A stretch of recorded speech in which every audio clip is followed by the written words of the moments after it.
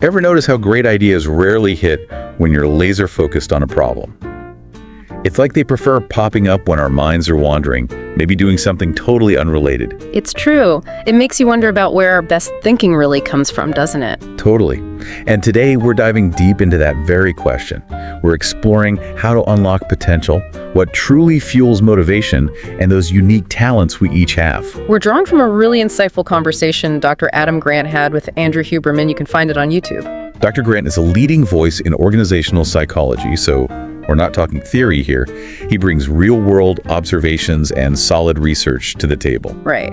And we're on a mission to pull out the most useful insights from this discussion, make them actionable for you, our listener. Exactly. We want you to understand your own creative process better, manage that motivation effectively, maybe even uncover strengths you haven't fully realized yet. Sounds good. So let's kick things off with a concept that might turn your idea of productivity on its head. Procrastination. Procrastination. We always hear it's a bad thing.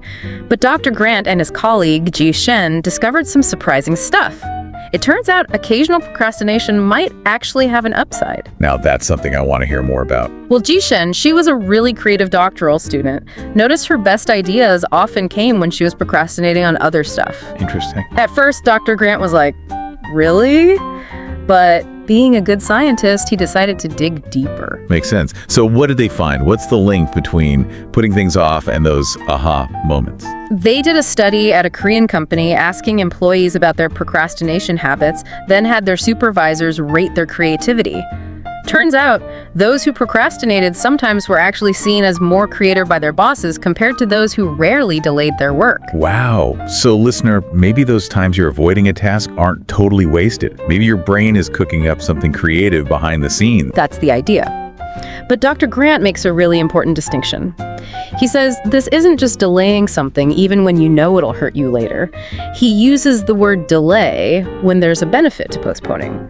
Like Andrew Huberman, he says he lets ideas stew a bit, benefits from that, so his procrastination might actually be more like this delay. So it's about how you see the delay.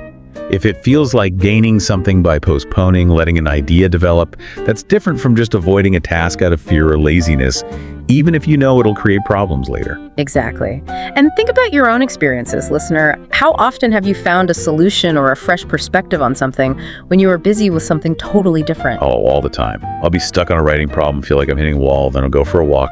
Boom, the answer just hits me. It's like my brain needed that mental space to make connections. Right. Our minds are always working, even when we're not consciously focused on something.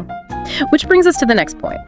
How do we capture those fleeting ideas, especially since they often pop up unexpectedly? They're slippery, that's for sure. You get a brilliant thought in the shower, by the time you're dressed, it's gone. Both Dr. Grant and Andrew Huberman talk about the importance of having a method of capture. A method of capture. Yeah, so whether it's quick notes on your phone, voice memos, a notebook you keep handy, the key is to grab those ideas the second they appear, no matter how random or incomplete they seem, even if you're just taking out the trash. Love that method of capture. Listener, what does that look like for you? Do you have a reliable way to snag those insights before they vanish?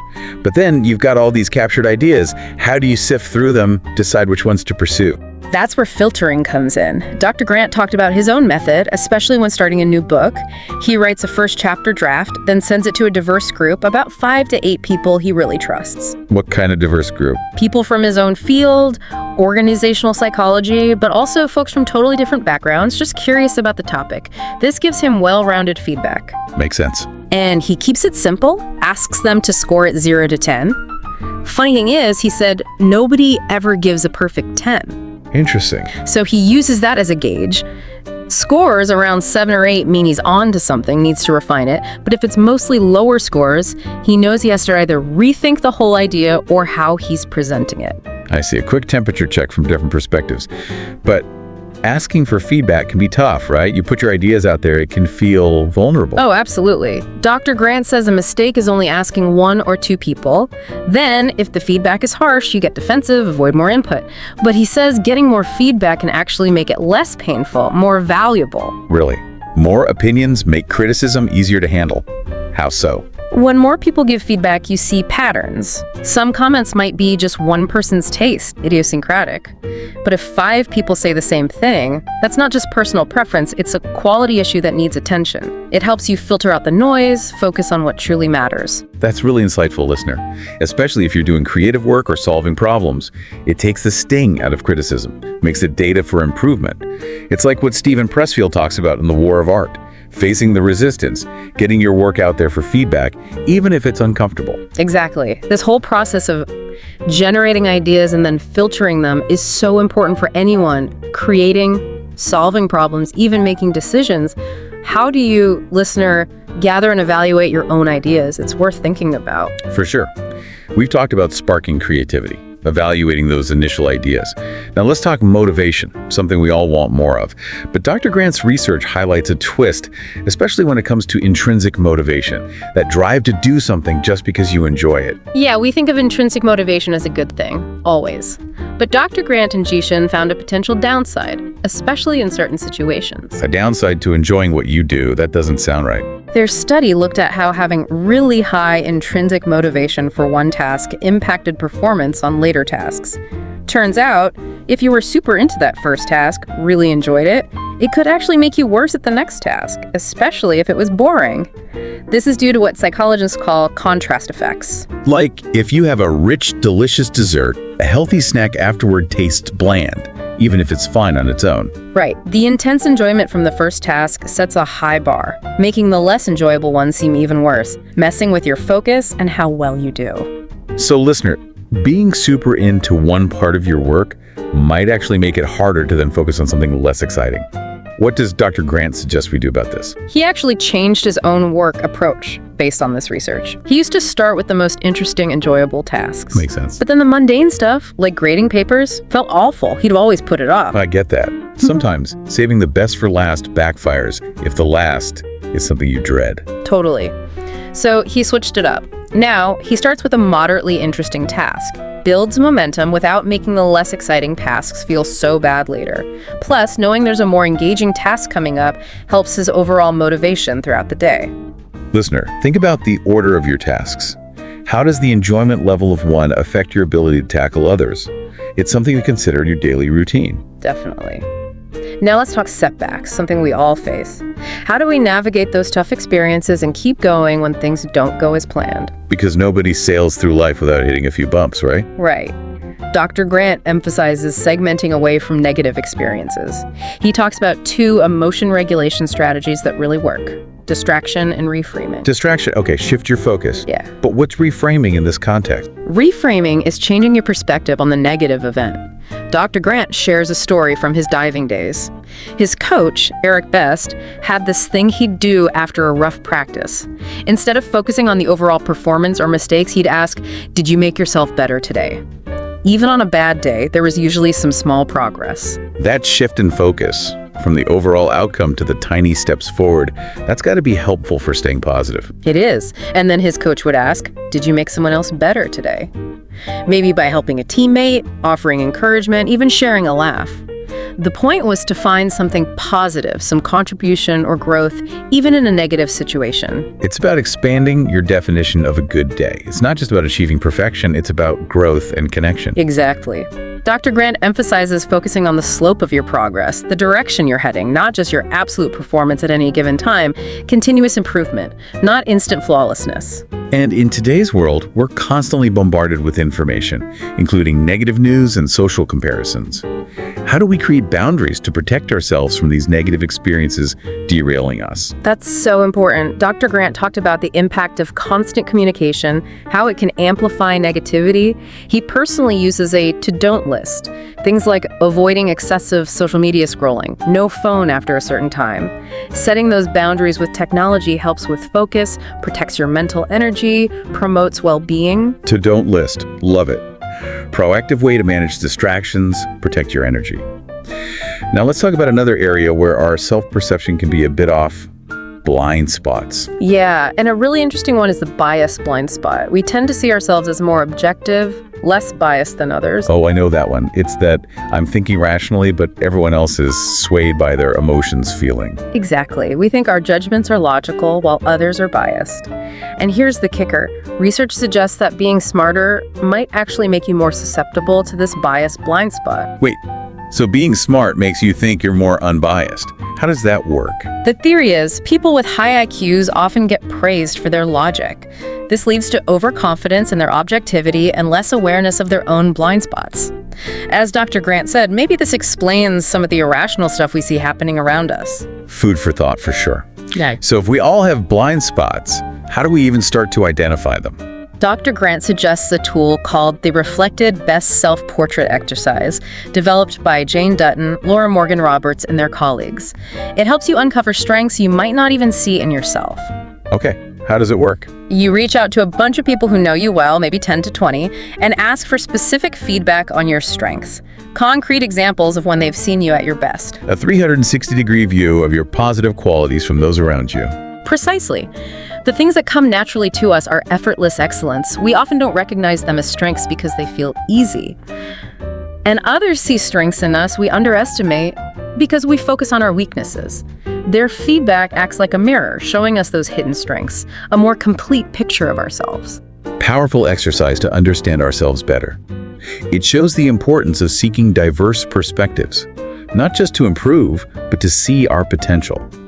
Now let's talk about unlocking that potential. Dr. Grant challenges the idea of untapped potential as a fixed reservoir waiting to be tapped. Right, we hear about people using only a fraction of their brain power, like there's this huge unused capacity just sitting there. Yeah. Dr. Grant suggests that instead of this fixed reservoir idea, we should focus on building certain character skills that are key to realizing any potential. He highlights 3 that often get overlooked: becoming a creature of discomfort, being a sponge and a filter for information, and embracing the mindset of an imperfectionist. Creature of discomfort. That's interesting. What does that mean? It means seeking out situations that feel tough, awkward, challenging. Dr. Grant talked about a tough neural development course he struggled in, even got a B+ arrow. His instinct was to avoid that area, but the difficulty actually sparked a passion. He ended up pursuing it further. He credits his professor, Ben Barris, for creating that challenging environment. So real growth happens outside our comfort zone.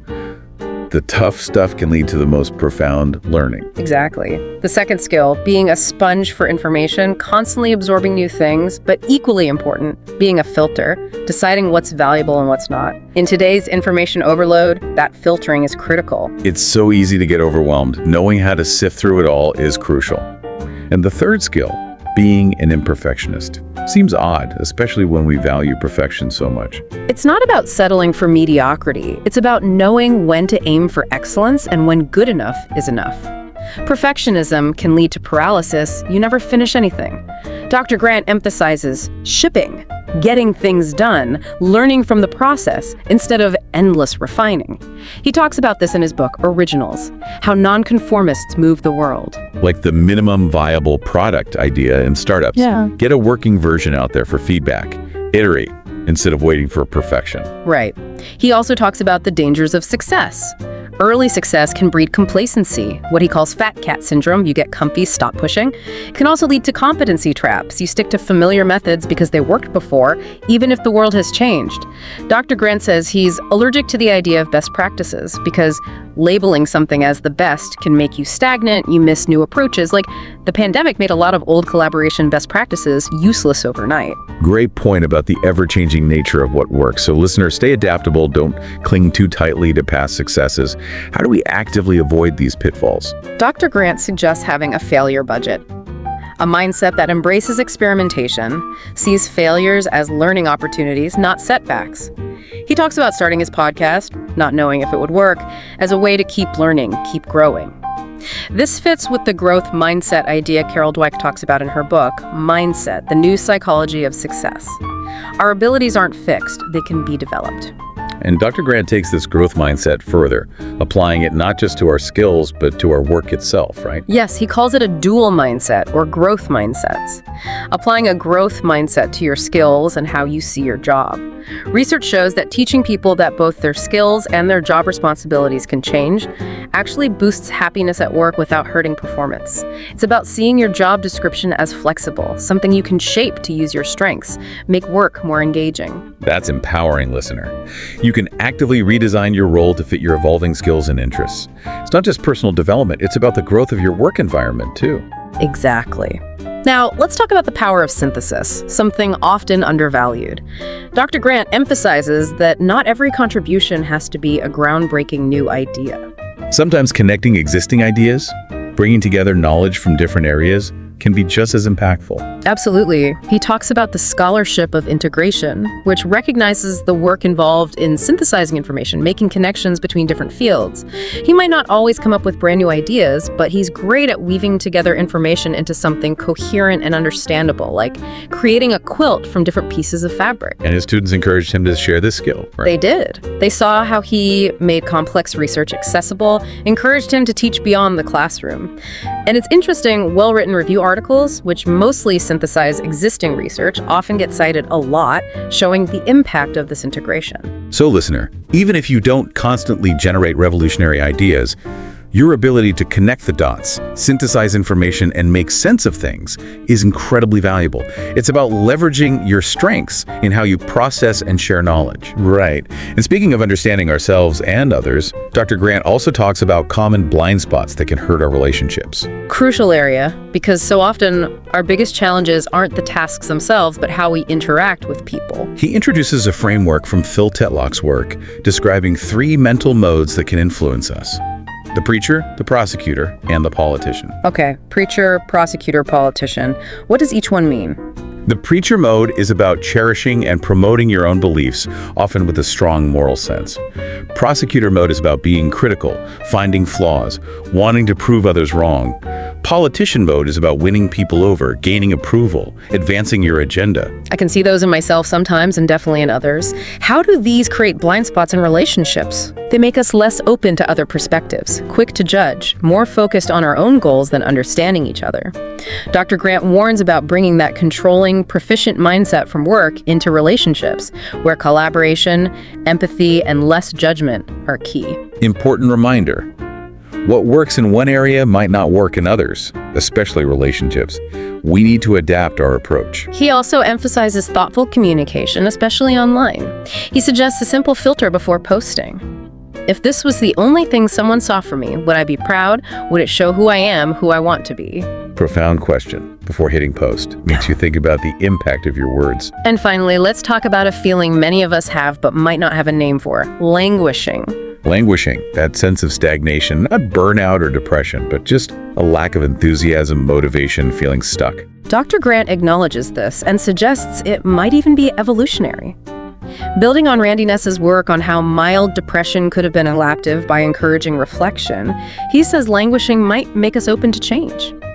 Feeling stuck could mean we need to unlearn old patterns, rethink our goals, even step back to allow for future growth. That's comforting. Maybe those uninspired, unproductive times actually serve a purpose. He even shares his own experiences of languishing, days where he feels unproductive even if he's working. It reminds us that even highly successful people feel this way sometimes. Reassuring to know that. Takes the pressure off feeling like we always have to be at our peak. Exactly. So to sum up, here are some key takeaways from our deep dive. Embrace strategic procrastination. Filter your ideas with diverse feedback. Be aware of the potential downsides of too much intrinsic motivation. Reframe setbacks to focus on progress. Seek feedback to find your blind spots and strengths. Get comfortable with discomfort and imperfection. Recognize the power of synthesis. Be mindful of your mental modes in relationships and acknowledge that languishing is normal. Fantastic overview. And listener, here's a final thought. Which of these ideas resonates most with you right now? What small change can you make this week based on what you've learned to better understand your potential and how you engage with the world? Think about specific situations or challenges you're facing. How can these concepts offer a new perspective? And if any of this has sparked your interest, dive deeper. Dr. Grant's books like Think Again, The Power of Knowing What You Don't Know, and The Original Conversation with Andrew Huberman are great resources. Remember, understanding ourselves and our potential is a journey, a rewarding one. Couldn't have said it better myself. Until next time, keep those ideas flowing. Keep exploring and Don't be afraid to procrastinate a little, strategically, of course. see you next time. See you next time. Bye for now.